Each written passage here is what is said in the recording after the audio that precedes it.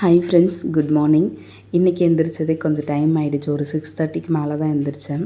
வாசல்லாம் clean பண்ணிவிட்டு கோலம்லாம் போட்டுட்டு kitchen clean பண்ணவே இல்லை. பாத்திரம் கழுவ வேண்டிய வேலை இருக்குது. நைட்டு பாத்திரம்லாம் எதுவுமே கழுவவே இல்லை. சரி, காலையில் எழுந்திரிச்சோடனே பாத்திரம் கழுவி முடிச்சுட்டு அதுக்கப்புறம் நெக்ஸ்ட்டு இருக்கிற வேலையெல்லாம் பார்க்கணும். அவங்களுக்கு கொஞ்சம் வேலைக்கு டைம் ஆகிடுச்சின்னு சொல்லிவிட்டு காஃபி போட்டு கொடுத்துட்டேன். காஃபி போட்டு கொடுத்ததுக்கப்புறம் பாத்திரம்லாம் கழுவிட்டு கிச்சன் ஃபுல்லாக நீட்டாக க்ளீன் பண்ணிவிட்டு இன்றைக்கி காலையில் டிஃபனுக்கு இட்லி தான் செய்யலாம் அப்படின்னு சொல்லிட்டு இருக்கேன். நேற்றுக்கு மாவு அரைச்சிட்டு வந்தேன். அந்த மாவு ஃபுல்லாமே பொங்கி ஊற்றிடுச்சு. அந்த பக்கெட் எல்லாத்தையும் அதுவுமே கொஞ்சம் க்ளீன் பண்ணுற வேலை இருக்குது. நம்ம லேட்டாக எழுந்திரிச்சாலும் போதும், இருக்கிற வேலை செய்கிறதுக்கெலாம் நேரம் பத்தலை அப்படின்ற மாதிரி இருக்குது. காலையில் பால் காய்ச்சும் போதுமே பால் கொஞ்சம் பொங்கிடுச்சு. பக்கத்துலேயே நின்றுட்டு இருந்தேன். இப்படி திரும்பி பார்க்கறதுக்குள்ளே பால் பொங்கிடுச்சு. இன்றைக்கி என்னடா நம்மளுக்கு காலையில் இவ்வளோ வேலை இருக்குது அப்படின்ற மாதிரி தோணுச்சு. அதனால தான் முடிஞ்ச அளவுக்கு எல்லா நாளுமே நான் சீக்கிரமாக எழுந்திரிச்சிப்பேன். ஒரு 6 மணிக்கு மேலே எழுந்திரிச்சாலுமே நமக்கு வேலை கொஞ்சம் எக்ஸ்ட்ரா பார்க்குற மாதிரி இருக்கும். விடியற் காலையில் எழுந்திரிச்சு அந்த இருட்டோடு சேர்த்து நம்ம வீட்டில் இருக்கிற வேலையெல்லாம் சீக்கிரமாக முடிஞ்சிட மாதிரி இருக்கும். இன்றைக்கி கொஞ்சம் டைம் ஆனதுனால வேலையுமே இழுத்துடுச்சு. மாவெல்லாம் எடுத்து க்ளீன் பண்ணிவிட்டு கொஞ்சமாக இட்லி ஊற்றுறதுக்கு உப்பெல்லாம் போட்டு மிக்ஸ் பண்ணி வச்சுட்டேன். ரோஷனுக்கும் மித்திக்கும் 2 பேருக்குமே மினி இட்லி தான் வேணும் அப்படின்னு சொல்லி கேட்டிருந்தாங்க. அவங்களுக்குமே குட்டி குட்டியாக இட்லி ஊற்றலாம்னு சொல்லிட்டு பாத்திரம்லாம் க்ளீன் பண்ணி வச்சுட்டு இட்லி ஊற்றுறதுக்குமே ஸ்டார்ட் பண்ணிட்டேன். இன்றைக்கி கார சட்னி, அப்புறம் தேங்காய் சட்னி, வடைலாம் பண்ணிக்கலான்னு பார்த்தேன். அப்படி தான் யோசித்தேன். எந்திரிச்சதே லேட்டு. இதில் வேறு 4 சட்னியும் பண்ணிவிட்டு வடைலாம் செய்ய முடியாதுன்னு சொல்லிட்டு சரி சிம்பிளாக எதனா முடிச்சுக்கலாம்.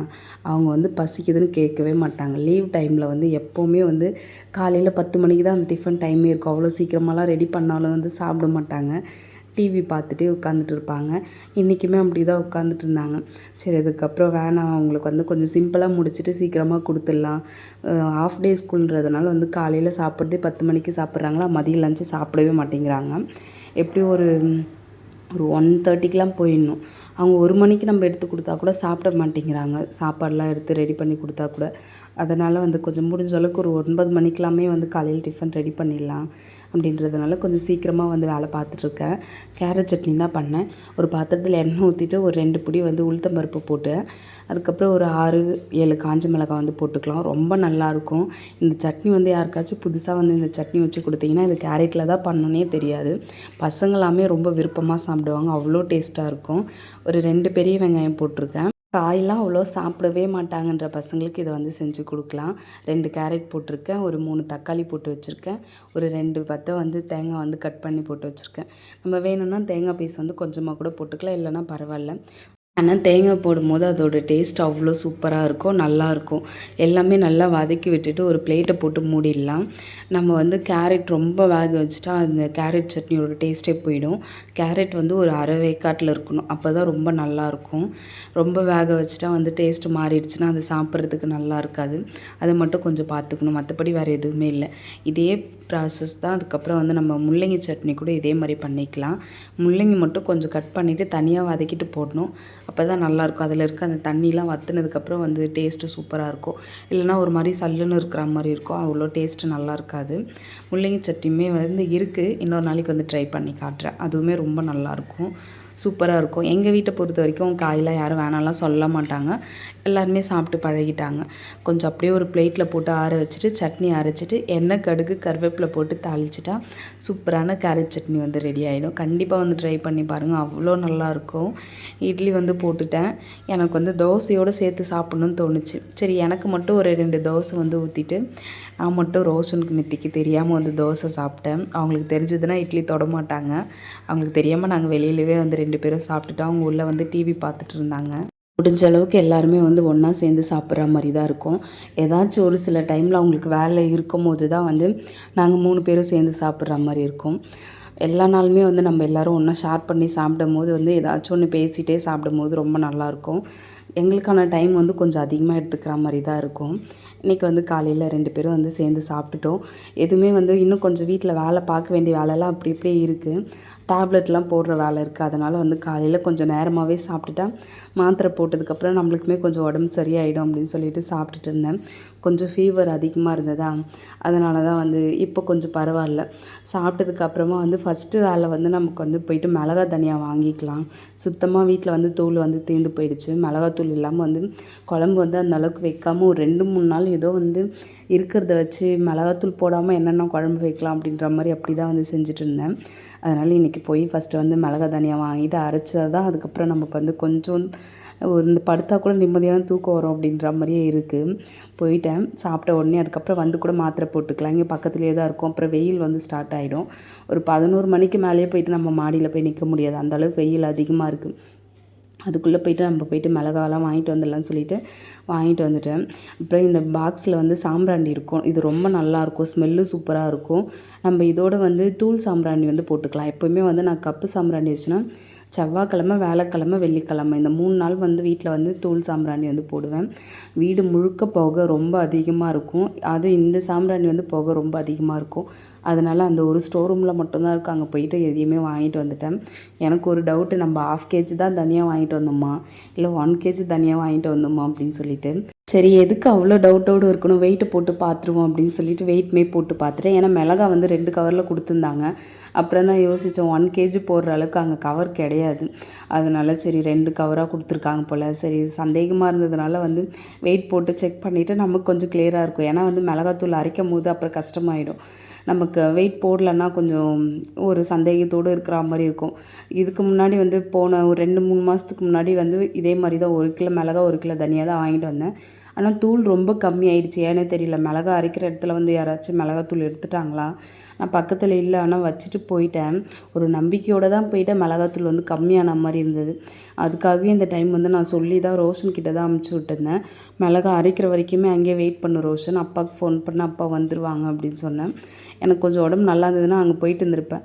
அப்புறம் இன்னும் நெடி அதிகமாகிடுச்சுன்னா இருக்கிற கோல்டு ஃபீவர்லாம் அதிகமாகிடும்னு சொல்லிட்டு அதனால் நான் போகவே இல்லை. அவங்க தான் போயிட்டு பக்கத்துலேயே நின்று அரைச்சி கொடுத்து அமுச்சிட்டாங்க. இப்போ கொஞ்சம் தூள் அதிகமாக இருந்தது, கரெக்டாக இருந்தது.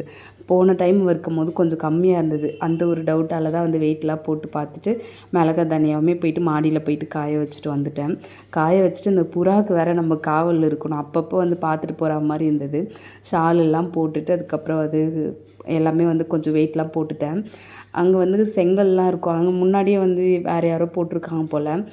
அதனால் அவங்களுக்கு வந்து வைக்கிறதுக்கே கரெக்டாக இருந்தது. வீட்டில் இருக்கிறது இந்த மத்து இந்த உரல் கல் இதெல்லாம் எடுத்துகிட்டு போய் வச்சு தான் அந்த வெயிட்லாம் வச்சு கொஞ்சம் அப்படியே வந்து வச்சுட்டு இருந்தேன். வந்ததுக்கப்புறமா வந்து வீட்டில் வந்து டேப்லெட்லாம் போட்டுட்டு கையோடு வந்து மிஷினில் வந்து துணியுமே போட்டுட்டேன். துணி துவைச்சி முடிச்சிச்சுன்னா ஒரு வேலை வந்து ரிலீஃப் ஆகிடும். இதுக்கப்புறம் நம்ம மதியம் லஞ்சு போயிட்டு ரெடி பண்ணோம். அந்த வேலை வேறு இருக்குது. சாப்பாடு வந்து அரிசி வந்து க்ளீன் பண்ணிவிட்டு சாப்பாட்டுக்குமே உல வச்சுட்டு வீட்டில் வந்து விளக்கேற்றி சாமி கும்பிட்டுக்கலாம். ரொம்ப லேட்டாக தான் விளக்கேற்றினேன்.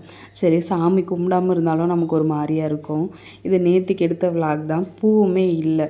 அந்த அக்கா எப்போவுமே வந்து பூக்கடை காலையில் போட்டிருப்பாங்க. அவங்க நேரமாக போட்டுட்டாங்களா என்னன்னு தெரியல. நான் போகும்போது கடையே இல்லை. வேறு எங்கேயாச்சும் போயிட்டு வாங்கணும்னு பார்த்தாலும் இங்கே பக்கத்தில் எதுவும் அந்தளவுக்கு கடை இருக்காது. நமக்கு தெரிஞ்ச மாதிரி எப்போவுமே தெரிஞ்சவங்க கிட்ட தான் வாங்குவோம்.